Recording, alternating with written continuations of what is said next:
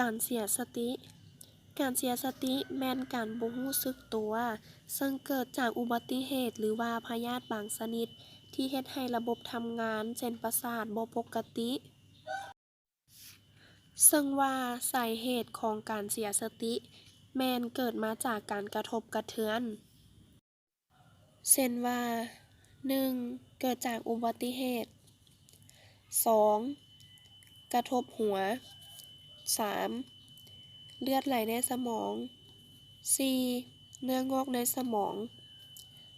5. เยื่อหุ้มสมองอักเสบ 6. เบาหวาน 7. ตับอักเสบ 8. มาจากการเบื่อเมาเช่น เหล้า ยา อาหารเป็นพิษ ซึ่งว่าอาการของคนที่เสียสติจะมีดังนี้ คนเจ็บจะนอนเหยียดบ่รู้สึกตัว ถ้าเฮาถามเลาอาจจะบ่ตอบหรือตอบค่อย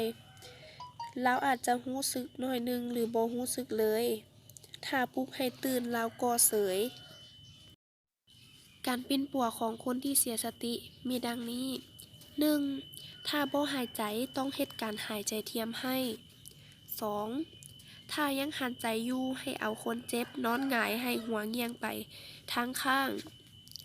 3. ห้ามเลือดให้หยุดถ้ามีเลือดไหล 4. แก้เครื่องนุ่งห่มออก 5. ถ้าอยู่ในเรือนต้องไขประตูป่องเยี่ยมออก เพื่อให้คนเจ็บได้รับอากาศเพียงพอ ห้ามบ่ให้ดื่มน้ำหรือว่าอาหารเด็ดขาด เพราะว่ามันจะลงปอด หลอดลมอาจเฮ็ดให้ตายได้ 7. ส่งคนเจ็บไปโรงหมอด่วน